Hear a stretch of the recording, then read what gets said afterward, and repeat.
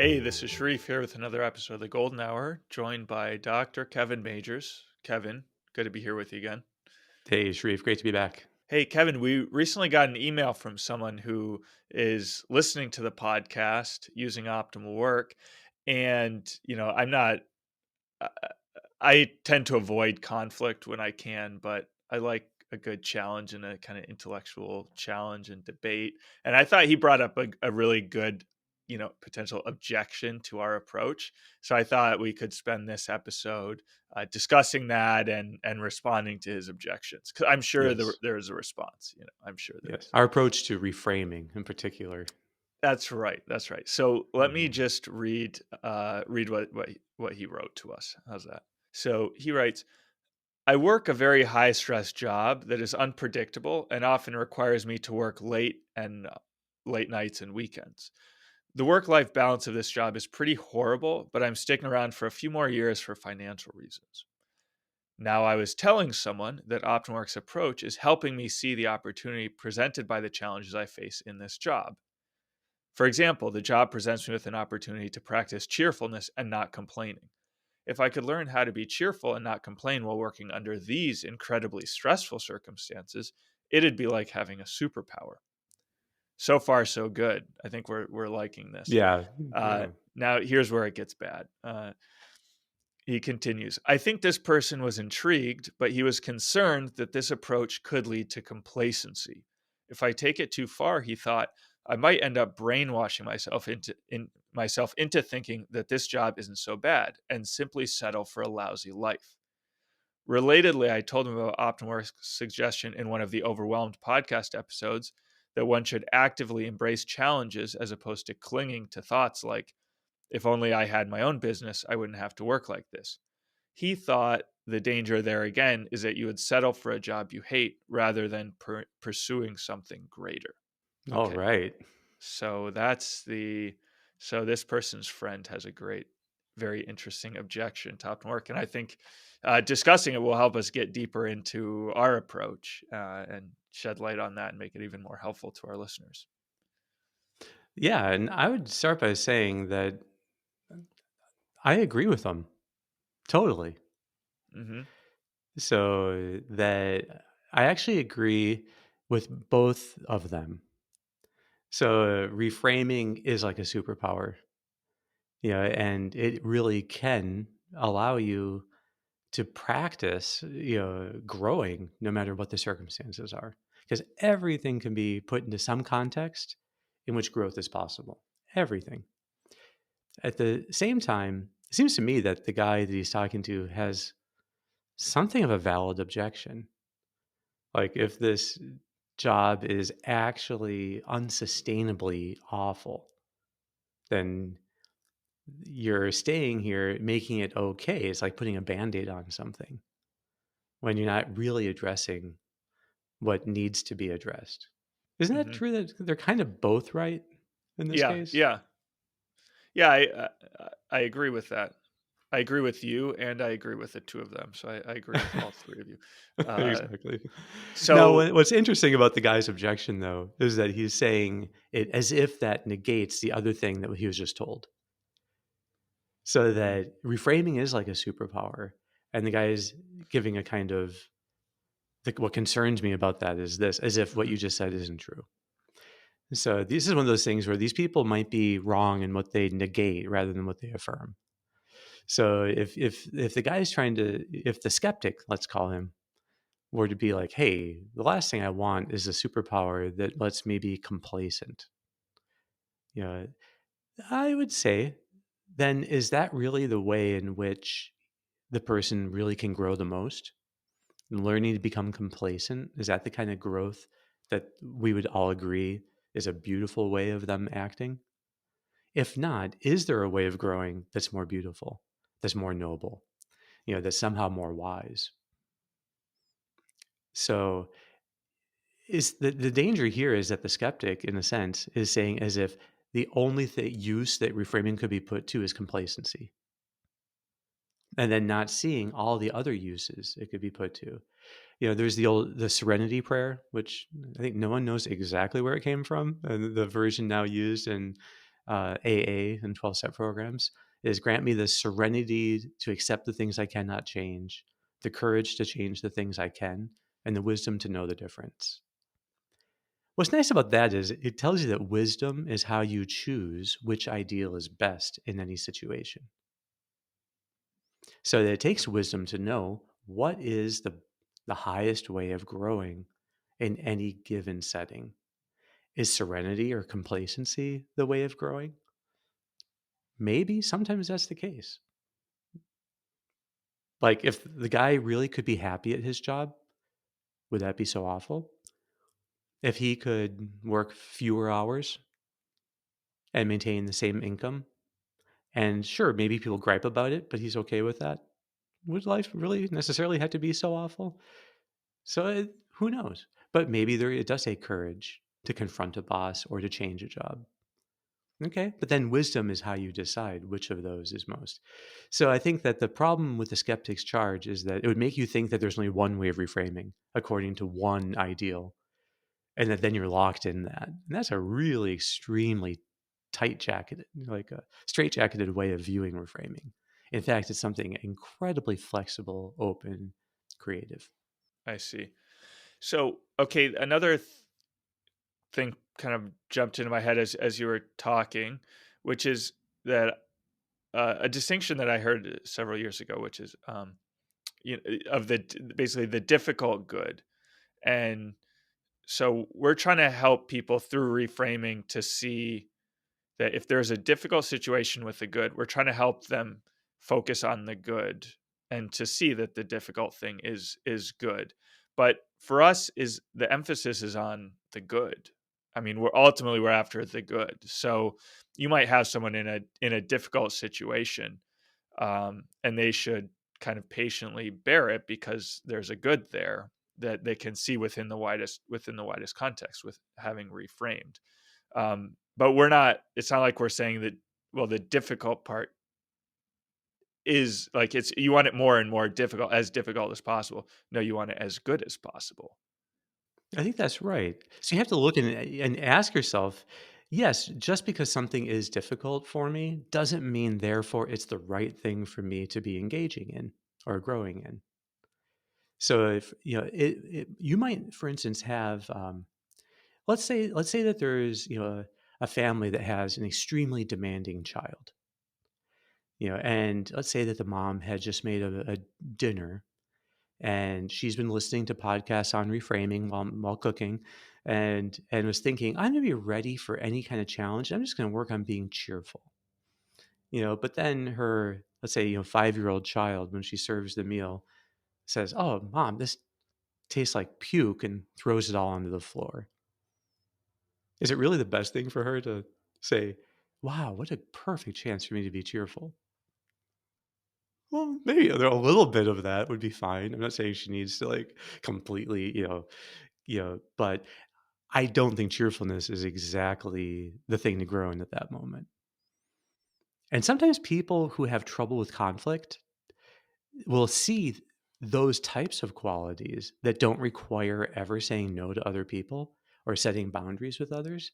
They'll tend to just automatically go to that and say, yes, I just need to be more submissive or obedient or cheerful, generous. I'm just going to go along with it, and I'm just going to take the, you know, maybe not full fledged abuse, but something that is really abusive, or God forbid that it's actually like a full fledged abuse. And someone would say, yeah, I'm reframing the abuse by just accepting it and doing it cheerfully, which would be completely demented to be like willing to submit yourself to actual, you know. So I think that there's, you know, the issue here. How do you face then situations in a new way, asking yourself, do I always approach these challenges in the same kind of rote way? Or am I more flexible in seeing ways of growing? I think that's actually a much more interesting question than simply, can I use it to be whatever the ideal is that we tend to use? So, in this, what advice then would you give to this person who's has this very difficult job and maybe they're in danger of becoming complacent if they're always just reframing all these difficulties as okay, oh, well, I have to work another late night. Okay, well, I guess this is a good opportunity for me to develop this kind of strength that I can go without sleep. And in fact, that's going to be a good preparation for me when I have a kid, that I'll be able to more easily stay up late with them when they're crying at night or something. So, Yeah. And that all may be true, but also it might be true that that's not the most important way for them to grow. And that if they have trouble with boundaries in this situation, like for instance, you can imagine a situation where a boss comes and says, "Hey, I need this, by tomorrow morning." And it's 5 p.m. at night and it's going to take hours to work on it. Okay, well then is the right thing to actually always say yes to that? And just to see this is just a chance for me to be more generous with my boss. So because they people can get fixated as if generosity is the main thing they need to grow in. But even then, when you think about your boss's good overall, is it really doing them any favors by kind of training them that it's okay to have unreasonable expectations of others? No. And so is it good sometimes to just be unavailable, to say sorry? You can still do it in a friendly way. Say, "Oh, I'd really love to help, but I actually have a commitment that I can't get out of." You don't want to be the person who is seen as uh, always taking on everything that people dump on you. As if you don't have the fortitude to make this clear and to set boundaries with others. I think it's an important concept that we help others by shaping their expectations. And if they're expecting something unreasonable of us, we don't want to go along with it. We need to let them know that, okay, this is something. Even if you do it once, then you do it with we need to discuss this, what's happening right now. Maybe when there's more time, maybe you do have to say yes this time, but then in the future, I'm going to have to say no. You can find there's a right way of doing it so that you're setting the stage. Maybe it has to happen little by little for a more thorough discussion of what you think has to change. So if people aren't setting boundaries to others, then they're going to be taken advantage of, by others who are less scrupulous, who are less conscientious, and so you don't want that to happen. So Jordan Peterson a lot will talk to people about the importance of being disagreeable, and that this actually coincides with people advancing in their careers, because if you can be a little bit disagreeable, people do see you as strong. I don't know what I think about that. I've never looked back on a situation in my own life and thought, oh, if only I was more disagreeable in that interaction. Yeah. But I do think it's important to have a very strong backbone. And if someone is crossing a line, you make it known. If something is intolerable, you make it known. And then you don't put up with things. Also, that no matter how well paying a job is, if you've gotten one well paying job, you'll get another. You should not think this is a fluke. You should be thinking, now, how can I leverage it by looking for other jobs as well that have better work environments. So I want to explore with these people, what's the real situation? How really intolerable is it? How much have they tried to address things? And are there ways there that it could be workable for them? Just so that cheerfulness isn't what they always go to. yeah. Now, you alluded at the beginning with the serenity prayer that it takes the wisdom to know the difference. So I guess part of me is wondering, hey, is there kind of a formula that I can use to know when I should reframe with the patient's cheerfulness, and that I this is something I need to put up with, and when I know that I should reframe according to, hey, this is an opportunity for me to practice fortitude or changing a situation or something like that. So, ha- is there any guidance you can kind of provide in terms of when you should go in which direction? Yeah, I think that there are perhaps a few things that can be helpful. One is learning to trust your gut. When we Okay. talk about the gut, what we're really Yeah. talking about is the right hemisphere of the brain, Okay, which not the microbe, but the gut biome. exactly, it's not the biome you're trying to trust here, Okay. but it's we have within us, an intelligence that doesn't have the ready access to the words like our left hemisphere has. And so in the left hemisphere, we think things through, we problem solve, we try to maybe see about how we ruminate on things and worry about things. It's all very verbal. But there is something in us that we can access at different moments. One is if we've been very recollected or mindful, then we get a little more of like a sense of it's like the waters of a pond, they're allowed to settle, and now you can see clearly to the bottom. So there's something about stillness and silence that can let things within us settle. So if we're in a very settled, kind of peaceful state, does our gut tell us something then? That this situation really does need to be addressed. That we're not really, in fact, being sincere with ourselves about what's the best way for us to grow here. And we're in fact avoiding the bigger challenge. I think when we avoid things that do need to be addressed, in the moment we could justify it to ourselves, maybe even by thinking we're reframing. But in moments of silence and recollection, I think the sincerity can kind of start to break through. And then you start to see, yeah, I'm not really being honest with myself. So one thing is like your gut being able to get in touch with it. Another is, do you find yourself lying about it? Or essentially, are you telling yourself or telling others, like this guy with the boss, if the guy asked him for something at the last minute, and he would say, "Yeah, sure, I don't have any plans." Well, maybe he did have plans, but he wasn't forthright about it. Or later he says, "Yeah, that wasn't any big deal." Maybe it was a big deal. So if you find yourself kind of again not being sincere, and that's just a sign that if you have to deny something that's evidently true, you are not squarely facing the situation. And if someone to ask you, "How's your job going?" and you'd be like, "Yeah, no, it's the dream." Well, why are we, you know, it's like that would be a sign. So if you're tempted to like cover up in obvious ways how you really are experiencing something, it means maybe you're not dealing squarely with the situation. And that means you do need to practice then look around and see, are there any other ways that, that I could be growing?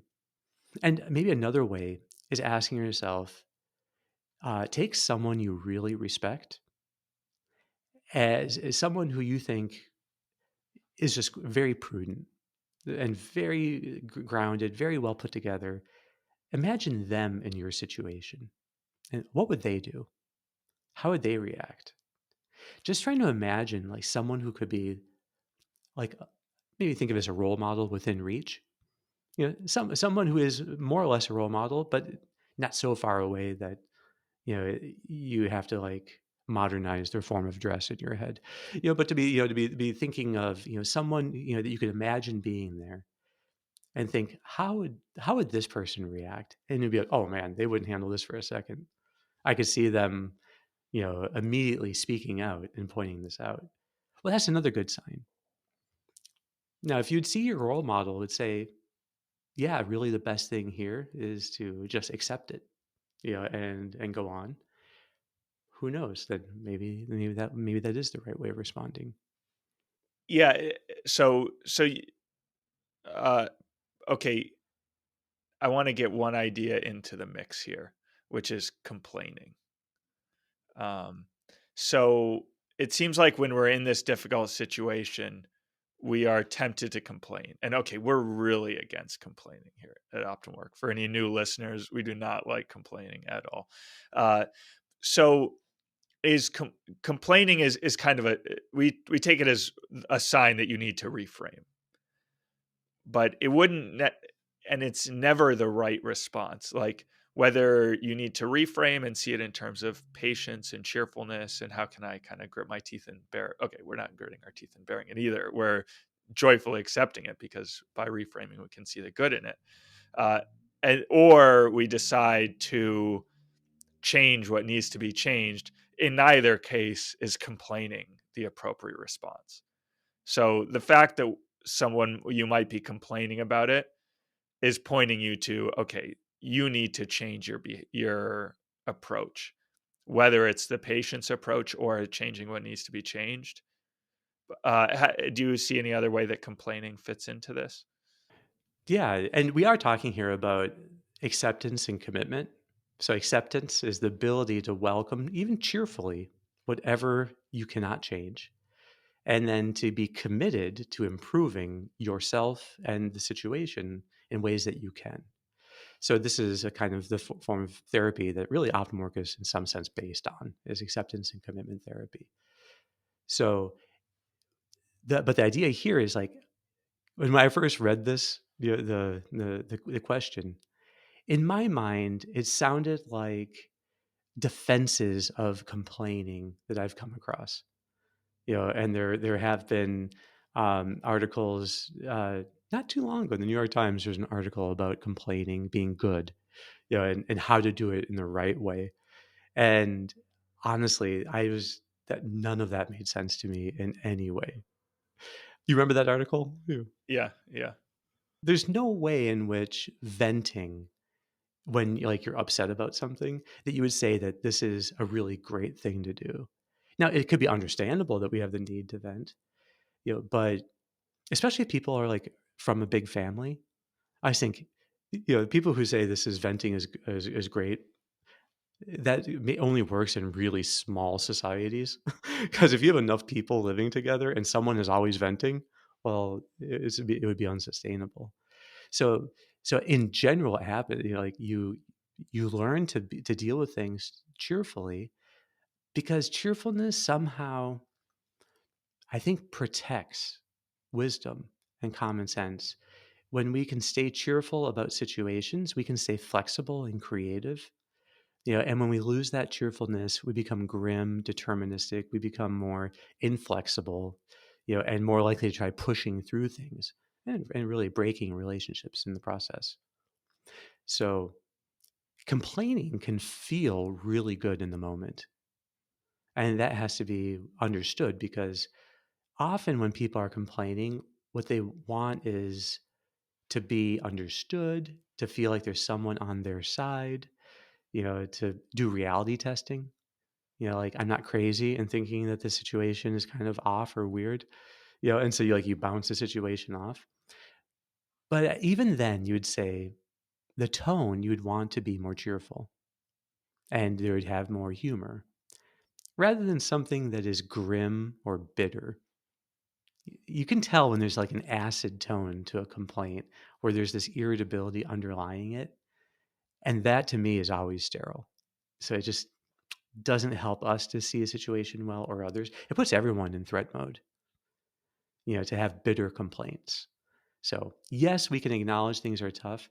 I know working in an emergency room as a doctor, you do develop a kind of gallows humor, where people are talking about these, crazy things. Because, in fact, there were a lot of, you know, like it's really, incredible situations, especially in a psychiatric emergency room.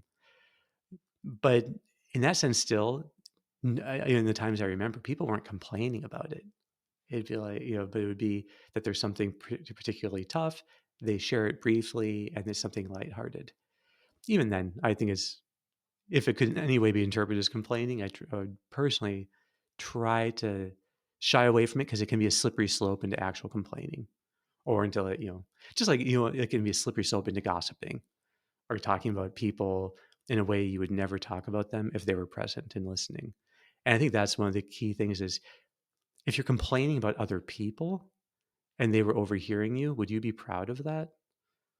Would it be edifying for them, or would you end up looking, yeah, like that this wasn't really a noble way of acting? So especially when it's about others, or it's really about blaming others. Ooh, to me, that's like danger zone for complaining. Yeah. Yeah, and it seems to me that complaining is actually more consistent with a kind of complacency, that if you complain, then you just get happy being in this loop of, okay, this bad thing happened to me at work, so I go home and vent and complain about it, and then that there's just like a cycle, and then I'm whereas if you can actually think about it more objectively in a kind of cool rational way that then you can say, okay, do I need to change my situation? But the kind of complaining, venting, to me is paired with inaction, I think and that's therefore kind of exactly right. That's a great complacency. insight because accepting things can be done cheerfully and changing things Mhm. can be done cheerfully. But complaining does seem to be go right with being stalled. One of the things that even the New York Times admits is that repeatedly complaining about the same thing definitely is not good for relationships or for individuals.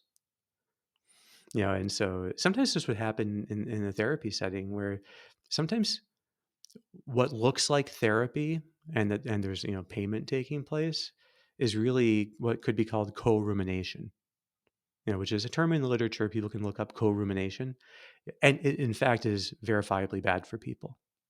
So just meeting with someone, and whether it's goes both ways or just one way, repeatedly ruminating out loud about things, how bad they are, never helps anyone to grow.